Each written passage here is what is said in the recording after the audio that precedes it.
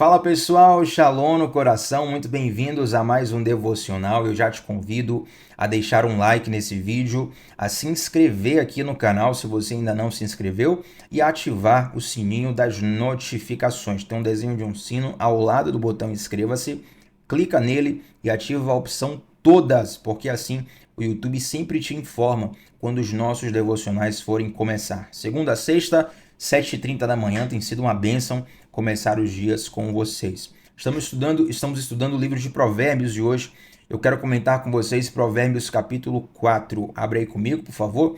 Provérbios capítulo 4, versículos 3 a 7. Provérbios 4, versículos 3 a 7. Hoje nós vamos falar de três partes desse capítulo. Eu separei três trechos. O primeiro deles é do 3 a 7. Inclusive, quero deixar registrado aqui no devocional, atrasado, é claro, mas as minhas felicitações a todas as mulheres pelo Dia Internacional da Mulher. Esqueci de enfatizar isso no devocional desta quarta, mas ainda assim eu deixei um texto, um post muito especial lá no meu Instagram, @tbatista8, onde eu proponho convencer os leitores sobre como Jesus é a figura que mais amou as mulheres na história. Então dá uma passadinha lá.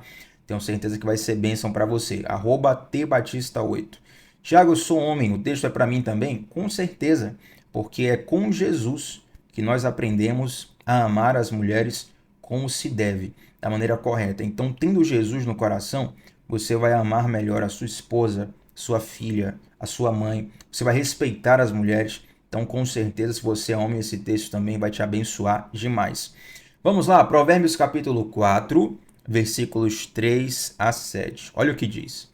Quando eu era filho de meu pai, filho único, amado por minha mãe, o meu pai me ensinava: leve as minhas palavras a sério, siga os meus mandamentos e viverá.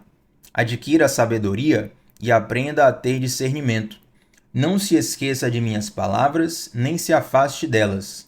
Não abandone a sabedoria, pois ela o protegerá. Ame-a e ela o guardará. Adquirir sabedoria é a coisa mais sábia que você pode fazer. Em tudo o mais, aprenda a ter discernimento. Eu dividi esse capítulo aqui em três pedaços. Esse é o primeiro deles. E olha que interessante, né? Provérbios é escrito por Salomão. Salomão vai citando um tempo da sua infância onde Davi, o seu pai, lhe trazia ensinamentos. E note como Davi enfatizava para Salomão a importância de ter sabedoria. Ele está o tempo todo enfatizando a sabedoria. Busque sabedoria. A sabedoria é a principal coisa da vida. Você precisa ter sabedoria mais do que tudo. E isso vai desaguar num dos principais episódios na vida de Salomão, que é quando Deus pergunta para ele, quase que a pergunta do gênio da lâmpada, né? Do episódio de Aladim. Ele ali esfrega a lâmpada, o gênio aparece e Aladim tem 3 pedidos. Em algumas versões, Aladim só tem um pedido. E o que é que você pediria a Deus se Deus aparecesse para você e lhe falasse assim, ó, me peça o que você quiser? Um pedido só, o que é que você pediria? Eu não sei o seu pedido especial, não sei nem se você pode comentar aqui, talvez seja um pedido muito íntimo, ou um pedido até muito assustador, quem sabe, né? Mas a maioria das pessoas, talvez, a maioria das pessoas pediria algo como muitas finanças, né? Ou muito poder. Afinal de contas, o dinheiro é uma ferramenta muito poderosa na nossa sociedade e o poder sempre foi uma ferramenta poderosa em todas as sociedades. Então esse é um meio para se conseguir muitas coisas, né? Mas Salomão, embora ele tivesse essa oportunidade de pedir qualquer coisa, ele pede sabedoria. Talvez olhando de fora, você deve pensar assim, poxa, Salomão cometeu o maior vacilo da história dele. Teve tudo para pedir o que ele quisesse, ele pediu sabedoria, pelo amor de Deus, que desperdício. E na verdade, Salomão, ele ao pedir sabedoria, o pedido dele é tão bom, né? Deus gosta tanto do pedido de Salomão que Deus fala assim, ó, porque você me pediu sabedoria, eu vou te dar sabedoria e vou te dar um monte de outras coisas. Né? Então o pedido de Salomão foi o melhor pedido possível. Agora, por que Salomão pediu sabedoria? Porque o tempo inteiro, enquanto Davi treinava Salomão, enquanto Davi cuidava de Salomão, ele estava incutindo isso no coração de Salomão. Isso aqui me traz dois ensinos muito importantes, gente. Primeiro, para você que é pai, você que é mãe, tio, tia, tem alguma professor, professora, né? Tem alguma criança sobre sua influência. Você tem uma riquíssima oportunidade de formar um grande cidadão, uma grande cidadã, de formar uma pessoa que pode lá na frente mudar o rumo desse país, pode mudar a história do mundo, quem sabe. Se você incutir no coração dessa criança a coisa certa. O que acontece muito hoje? Os pais praticamente terceirizam a criação dos filhos para a televisão, para a Netflix, para o celular, onde a criança, ela sem sabedoria nenhuma, ela escolhe as coisas que quer assistir e nem sempre o que a criança assiste é saudável. Então, muitas vezes, sem perceber, quem está discipulando o teu filho é a Netflix. Quem está discipulando o teu filho é o YouTube. Eu não tenho nada contra essas ferramentas, tá? O que eu quero dizer é que você precisa ser uma voz ativa muito mais intensa no coração do seu filho e da sua filha. Até porque nem sempre a sua voz vai ser ouvida da mesma forma. Eu achei interessante o relato de um pai, ele falando o seguinte. Fala, olha, sabe qual é a grande questão de cuidar de criar filhos? É que você acha que vai ter a vida inteira para ensinar o seu filho. Só que quando ele começa a entrar ali na fase da pré-adolescência, adolescência, aí você pensa que tem autoridade sobre ele, ele já não aceita mais o que você fala. E aí você percebe que perdeu a oportunidade de ensinar algumas coisas que deveriam ser ensinadas na infância. Porque a adolescência já vai ser uma fase de mais questionamentos, de mais independência. A criança vai ter outras fontes de conhecimento. Enfim, vai ser uma turbulência um pouco mais difícil para você ensinar. Então é importante, se você tem crianças ao seu redor, você incutir nela os valores e os princípios para que elas sejam moldadas conforme o que você acha correto. E se você está aqui nos devocionais, eu penso que você, junto comigo, acha que o correto são os princípios da palavra de Deus. Né? Eu até comentei aqui alguns dias atrás que, assim, eu espero né, nunca forçar meu filho a fazer nenhum esporte. Não quero que ele faça forçado, não quero que ele siga uma carreira forçada. Mas, embora o desejo, a decisão de seguir uma carreira profissional esportiva seja dele, o praticar esportes eu vou fazer com que ele pratique.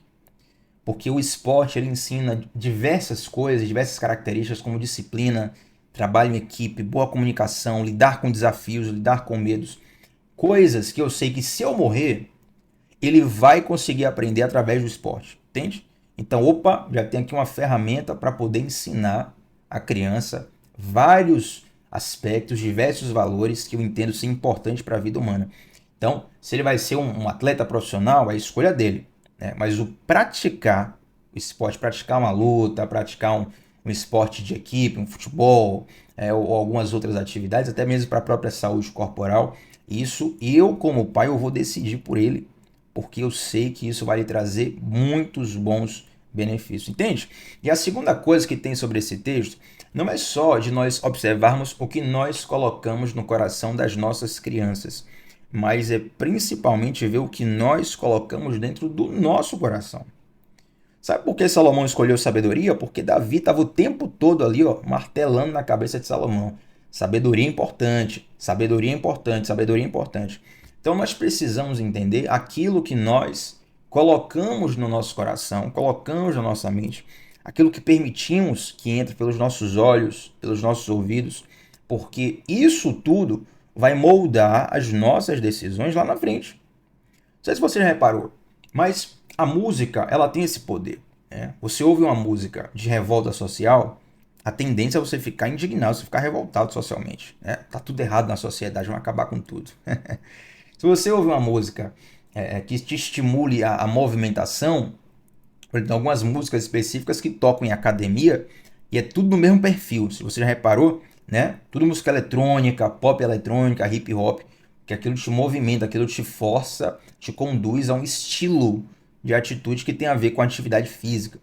Se você começa a ouvir muita música de sofrência, de traição, fulano traiu, fulano deixou de trair, fulano me enganou, fulano tá com outra, peguei fulano na cama com ciclano, Você começa, meu irmão, o cara, até o cara solteiro, o cara acha que tá sendo traído, entendeu?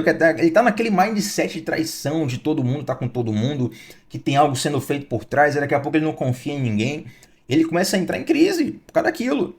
Então, o conteúdo que nós permitimos entrar em nosso coração, isso molda a nossa vida. Então, nós temos que ter muito, muito, muito cuidado com aquilo que consumimos, porque invariavelmente isso vai afetar as nossas decisões. Invariavelmente, isso vai afetar as nossas decisões. Observe que hoje, por exemplo, o consumo de pornografia ele é tão grande como nunca foi na história, né? Talvez até pela multiplicação dos meios de comunicação, os acessos hoje são muito mais fáceis e nós temos esse grande consumo como nunca houve na história. Olha só, coincidentemente, entre aspas, né? Coincidentemente, nunca tivemos tanta crise de relacionamento. Por quê? Porque as pessoas estão o tempo todo buscando parceiros que lhes satisfaçam apenas fisicamente no campo sexual. E nós sabemos que uma relação saudável, ela não se sustenta só nisso. É claro que se você vai casar com alguém, se você vai escolher um parceiro para dividir a vida, a atração sexual ela precisa estar inserida também, é necessária, é saudável para a relação. Mas só isso não sustenta, entende? Então, muitas pessoas escolhem apenas por um rosto bonito, por um corpo bonito, né? Por uma foto de Instagram, que às vezes está cheio de filtro, lá cheio de alteração, a pessoa nem é aquilo. E aí quando você escolhe trilhar uma jornada com aquela pessoa, que você percebe, meu Deus, tem tantas outras coisas que influenciam e eu não prestei atenção nisso antes. Então isso é muito perigoso. Cuidado com o conteúdo que você coloca no seu coração, porque isso vai influenciar as suas decisões no futuro. Amém? Provérbios 4 agora, versículos 18 e 19. Olha o que está escrito. O caminho dos justos é como a primeira luz do amanhecer, que brilha cada vez mais até o dia pleno clarear. Já o caminho dos perversos é como a mais absoluta escuridão.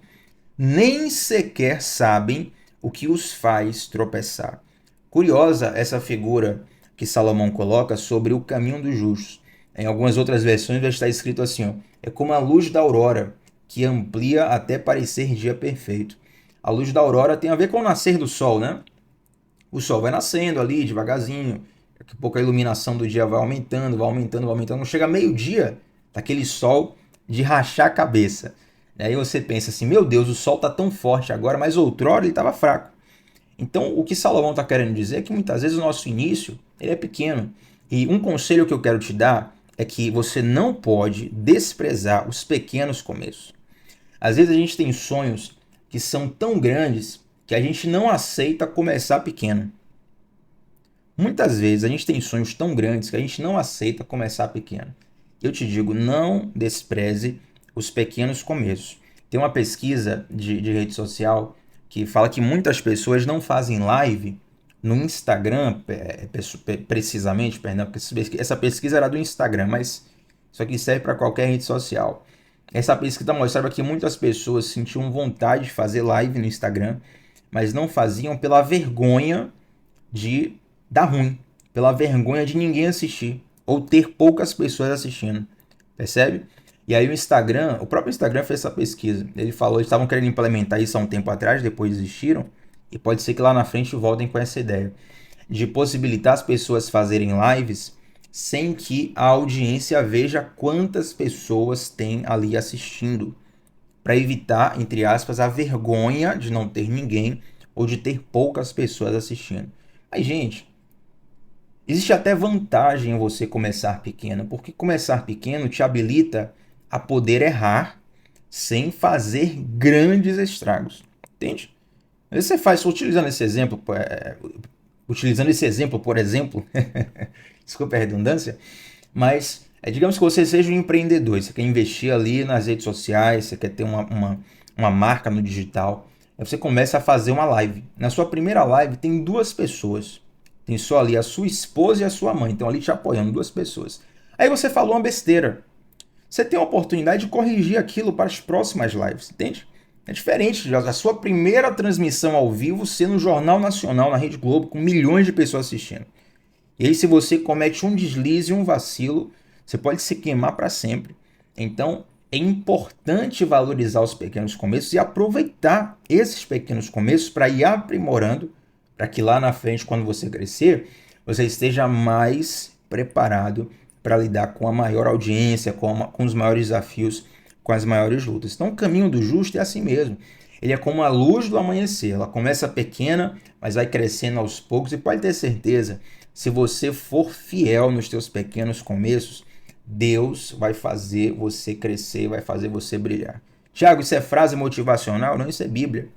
A palavra de Deus fala que aquele que é fiel no pouco, Deus o coloca no muito. Então, se você fizer com excelência numa plataforma pequena, no mundo espiritual tem um princípio que automaticamente te promove para uma plataforma maior. Fechou? Agora, para a gente fechar o nosso devocional, vamos ler do versículo 23 ao 27. Olha o que diz. Acima de todas as coisas, guarde o seu coração, pois ele dirige o rumo da vida. Evite toda conversa maldosa. Presta atenção aqui, ó. Evite toda conversa maldosa. Afaste-se das palavras perversas. Olhe sempre para a frente.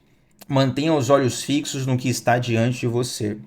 Estabeleça um caminho reto para os seus pés e permaneça na estrada segura. Não se desvie nem para a direita, nem para a esquerda, e não permita que os seus pés sigam o mal. Meu Deus, dá para fazer uns 30 devocionais aqui só nesse trecho. Mas eu quero enfatizar o versículo 23.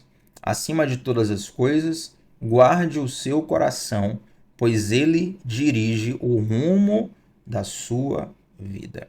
Guardar o coração diz respeito a nós não subestimarmos os limites do nosso coração. Presta bem atenção nisso aqui. Muitos de nós subestimamos os limites do nosso coração, os limites da nossa capacidade. Tem uma frase que eu gosto muito, rapaz, e eu li ela a primeira vez num texto onde o autor falava de Kobe Bryant, um grande atleta de basquete, um dos maiores da história. Infelizmente veio a morrer cedo, né? Se aposentou, mas logo após a aposentadoria, pouco tempo depois, faleceu num acidente de helicóptero.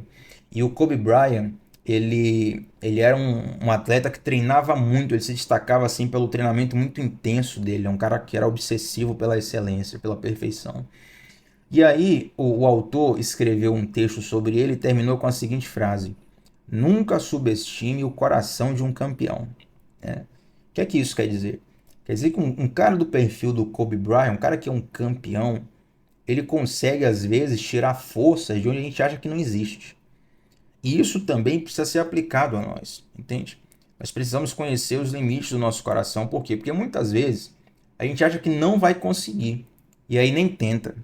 E se você tentasse, descobriria que você conseguiria. Não subestime a força que Deus te colocou, não.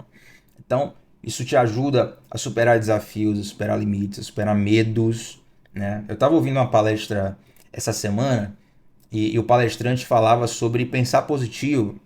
Ele falava assim, olha, se você pensar negativo, se você tiver medo, se você não acreditar que você vai vencer, você nunca vai vencer. Eu fiquei pensando naquilo, eu pensei, cara, eu discordo disso aí. Depende da pessoa, depende da pessoa. Teve vários momentos que eu achei que não ia vencer, e esse achar que não ia vencer me fez me esforçar mais ainda. E lá na frente eu obtive vitória, entendeu? E se alguém perguntasse, Thiago, você acreditava que ia vencer? Eu falo, para ser sincero, não acreditava não. Mas eu fui lá, me esforcei e venci. Então tem pessoas que no meio da incredulidade ela até cresce. Quem tá entendendo? No meio do medo ela até cresce. Meus amigos até falavam direto isso para mim, jogava bola. Eu falava, cara, o Thiago tem uma frieza impressionante. Na hora do jogo mesmo ele decide. Eu não era o melhor, não era o mais técnico, não era o mais habilidoso, mas tinha realmente essa característica. Na hora do vamos ver, né, na coisa decisiva, eu crescia. Eu sempre tive essa mentalidade. E na verdade não era crescer por confiar que eu ia vencer, às vezes era pelo medo mesmo. Tinha tanto medo de perder que eu me esforçava mais e acabava tendo um bom resultado, né? Então você não pode subestimar o teu coração, você não pode achar que só vai até tal lugar, porque você pode mais, você pode ir além. Agora, da mesma forma que isso serve para melhorar, você também não pode subestimar o teu coração no sentido negativo. Porque tem gente que pensa assim, ó, não, Thiago, eu nunca vou praticar uma maldade na minha vida. Passa uma coisa assim bizarra no jornal e você fala, não, isso aí nunca vou fazer. Esse tipo de coisa, isso aí é desumano, rapaz. Isso aí nem passa pela minha cabeça. Mas, gente, cuidado. Nós não podemos subestimar a nossa capacidade de fazer o mal. Tem uma doutrina bíblica baseada nos princípios bíblicos que nós intitulamos como doutrina da depravação total. O que é essa doutrina? Eu falo de modo bem resumido aqui. Essa doutrina diz que tanto em mim, quanto em você, quanto em Hitler, por exemplo, existem o mesmo potencial de maldade. Não significa que nós vamos praticar o mesmo nível de maldade que Hitler. Significa que nós temos o mesmo potencial. Significa que se eu for tomado pelos meus instintos, se você for tomado pelos seus instintos, nós podemos cometer maldades que nem passava pela nossa cabeça. Né? Se você trabalha com direito penal, se você já viveu algumas situações, já soube de algumas situações, existem alguns crimes que nós chamamos de crimes passionais, né? Onde a pessoa ela é tomada por uma grande paixão, por uma forte emoção, e ali ela comete um crime que quando ela termina de cometer, ela cai em si e pensa, meu Deus, que loucura foi essa que eu fiz. Os crimes passionais estão muito associados, por exemplo, à violência contra a mulher. Dia 8 de março, quarta-feira, foi o Dia Internacional da Mulher, e uma das lutas das mulheres em todas as sociedades, em todos os tempos, é contra a violência. E a violência contra a mulher, ela está intimamente conectada a questões passionais, entende? Então, olha como isso é perigoso, né? Olha como isso é um negócio delicado. E por que, Thiago, mas você está falando coisa aí que não sei, nunca passou pela minha cabeça? Eu sei que nunca passou pela sua cabeça. Mas quando você reconhece que existe um potencial de maldade e de pecado em você, a sua tendência é se precaver e se prevenir para fugir da aparência do mal. Eu estou utilizando, claro, exemplos radicais para mexer com você mesmo, para você entender a questão da extremidade. Mas qualquer pecado simples, quando você acha assim, oh, não, isso aí eu aguento, isso aí é tranquilo para mim, isso aí nunca vai me derrubar. A Bíblia fala, aquele que está em pé, cuide para que não caia. Então ele não fala, só se você está de pé, então isso aí não vai te afetar, não. Fique vigilante. Fique vigilante. Se você está em pé, cuidado, porque lá na frente, isso aí pode te derrubar. Entende? Já quando você reconhece a tua fraqueza, você fala, opa, isso aqui eu não vou nem chegar perto, porque para mim é complicado. Eu conheço algumas pessoas, gente, que foram viciadas em bebida alcoólica. Essa questão de álcool é mal compreendida no meio cristão, por assim dizer, né? Mas tem pessoas que vieram assim de um alcoolismo pesado. E para essas pessoas, a fraqueza delas muitas vezes é a tentação da bebida. Então, para elas, por mais que elas estejam em abstinência, elas continuam com aquela fraqueza. E reconhecer essa fraqueza faz a pessoa evitar certos ambientes. Entende? Diferente que ela fala, não, eu sou forte, agora que eu consigo, eu sou melhor que todo mundo. Aí chega lá, de repente, subestima a fraqueza, quando vai ver, caiu. Então, de tudo que você deve guardar, guarde o teu coração. Reconheça os limites do seu coração. Isso vai te fazer vencer desafios que você achou que não venceria e vai te proteger contra as suas próprias fraquezas. Amém? Tem muito mais coisa aqui, gente, mas o nosso tempo já chegou e eu quero deixar esse capítulo para você ler em casa, quando terminar o devocional, ou durante o dia ou pela noite, leia o capítulo inteiro, porque é bênção demais mergulhar no livro de Provérbios. Vamos orar juntos? Antes da oração, deixa um like nesse vídeo, que é muito, muito, muito importante para que esse conteúdo chegue para mais pessoas. Feche seus olhos comigo. Santo Deus, te agradecemos por essa palavra e nós te pedimos, Deus, guia o nosso coração, guia o nosso pensamento, Pai. Tem misericórdia de nós e nos ajuda a trilhar essa jornada de transformação segundo a tua palavra, segundo os teus desígnios, segundo os teus desejos. É o que eu te peço nesta manhã, em nome de Jesus. Amém. Gente, deixa um comentário aqui. Qual foi a parte que Deus mais falou com você no nosso devocional de Provérbios 4, tá bom? Seu comentário vai ser um presente para mim. Eu sempre vejo todos e respondo também. Shalom no coração. A gente se vê por aí, gente. Até a próxima. Tchau, tchau.